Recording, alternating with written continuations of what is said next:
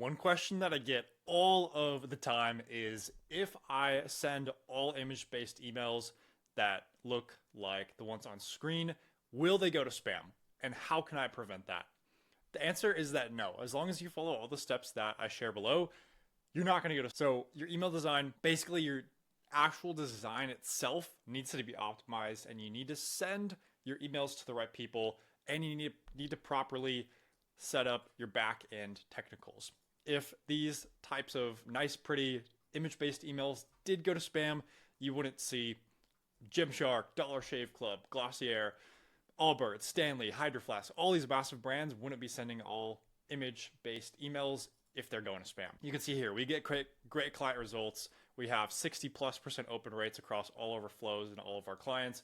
We're getting great results sending image-based emails. In every single case study, such as the ones on screen here, all of these are sending image-based emails, so I can confirm to you it's not an issue, but you need to follow every single thing I'm about to share. If you miss any of these, there's a very high likelihood they can go to spam, so you can't miss any of these. Okay, a couple things that we need to do. Number one, image-based emails, you need to slice up your Canva or Figma email. However you want to do it, you need to slice it up. So basically, you're going to have this email right here, and you're going to hit S on your keyboard if you're in Figma, and you're going to go into here, and you need to send slices like this. So you're going to go here, you're going to hit export slice, you're going to export that slice there, and then you're going to go to image compressor. You need to compress your images. So now you hit download, and then you go into here and you upload this as the compressed image. So that's number one. And number two, we need to make sure that every single slice, every single email is a bunch of slices like this, where you go in and you optimize it. You have to do this part or else it's going to load slow. It's going to get poor deliverability. So you have to go in here. Also, you have to add in alt text. You need to make sure you're adding alt text, absolutely important. And your links are going to go directly in this from this email image. So you need to have both of those in place and slice up your email like this. So again, you're going to take this, you're going to take this slice in Figma and small slices, okay? Something like that. Take that guy right there and continue doing that throughout the entire email and always optimizing everything. Okay, so that optimization, that reduces the file size without making it look bad. You're still going to have nice, pretty email designs, but you need to optimize your images using a website like imagecompressor.com. Alt text. Also, put text in your footer. So you can see here with this gorgeous email, your footer, we recommend, to keep things safe, having some actual live text like this within your footer or somewhere within the email. Just a small amount. It's so that Google, Yahoo, Outlook, these guys can read the alt text in your images, as well as just a little bit of some text from the About Us page that we put in the footer here. This is how we like to structure our footer. It looks great. Had some actual live text here. These are images, these are images, these are images. This is live text. And the rest, everything else is all images. And that's how you do it. That's how you get great results. Also, you can see here this footer, it's going to look great in dark mode. So if you switch over to dark mode, it's going to look really nice as well. That's how we like to do it. Awesome. Okay. So your design is optimized. We're going to send only to engaged segments in your campaigns. You can't send to your entire list or else you're going to get poor deliverability. So we aim for at least 33%, 35% open rates minimum. If you're getting worse, you're going to send to more engaged people. So more engaged people are going to get better open rates. The more people you send to, the worse your open rates are likely going to be. So this is how we do it. 180-day engaged is a great place to start.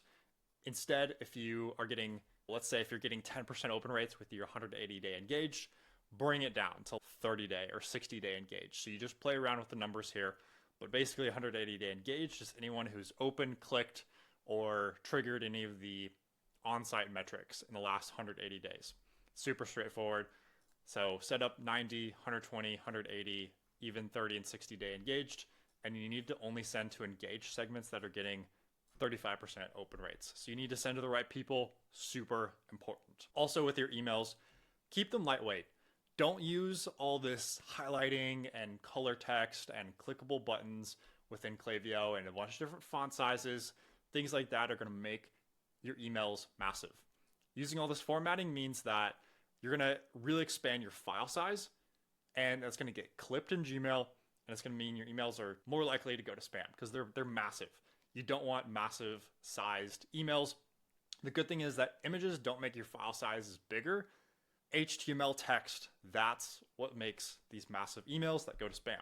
Don't do that. That's why we get the best and the lightest emails using mostly images like this.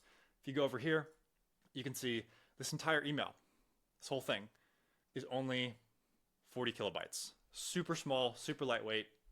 You can see here if it gets up to 80 or 90, that's when it could potentially clip within Gmail.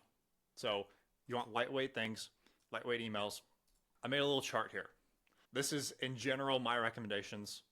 If it has a check mark, it's fine to use. If it's yellow, I would use it sparingly. If it's red, I would use it extra sparingly. Not that sometimes we don't use tables, like we use tables or we use things like this every now and then, but for the most part, we try to steer away from it. In tables, we have to use those in the abandoned cart flows. It's just how it is. But text, that's fine. Images, that's what we prefer to use. This little split thing, unnecessary, don't like to use it very much. Going to take up a lot of HTML text. File size, buttons, definitely don't like to use these. We prefer images. I've seen so many emails that use the header bar, and that's the reason they get clipped. Don't recommend it. Drop shadow, it's fine, whatever. Divider, that's fine. Social links, sure, sometimes we use those.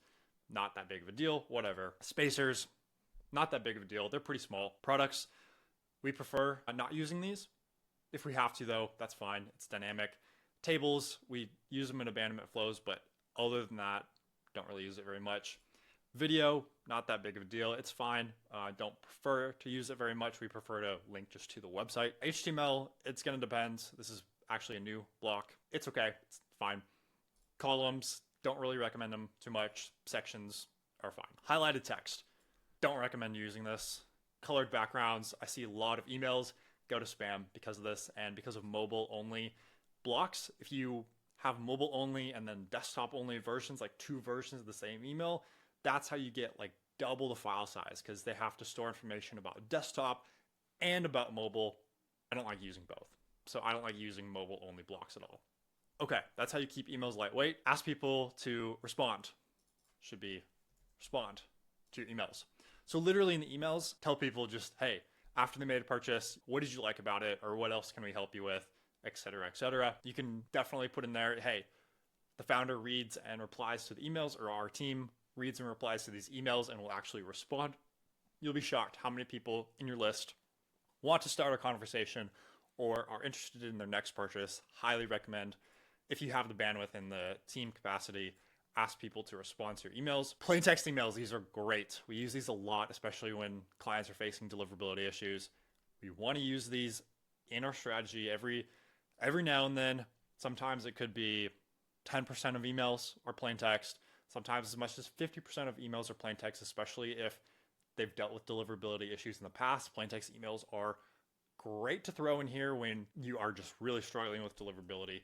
So these are just going to naturally have great deliverability. Now, not sending to people who haven't technically opted in. Basically, in Klaviyo, you can send to people who put in their information in the checkout and you have their email address, but they haven't officially opted in. Don't do it though. All you need to do is make sure whenever you send a segment, it has person can receive email marketing because person subscribed. Okay? You gotta have this section within there. And then properly setting up MX records, DKIM, DMARC, and dedicated sending domain. Won't get into all these technical setups, but you need to follow the guides that you can just search up online, how to set everything up here that I mentioned. And then finally, keeping a consistent campaign schedule.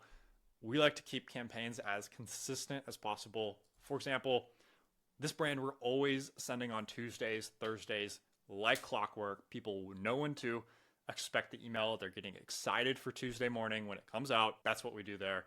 Versus sending 12 emails in 12 days at the beginning of the month and then no emails for the rest of the month. We don't like to do that. We like to keep things more consistent.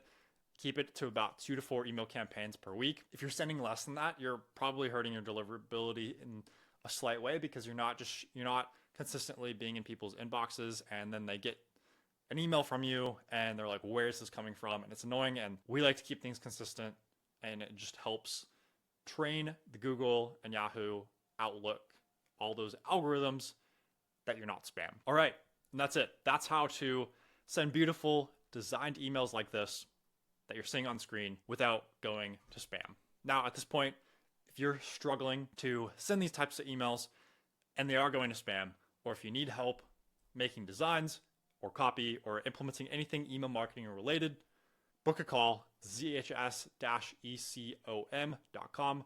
Talk with me. We'll get you figured out, whether it's us telling you exactly how to do everything that I talked about specifically for your brand, or if you want us to do everything email marketing related for you.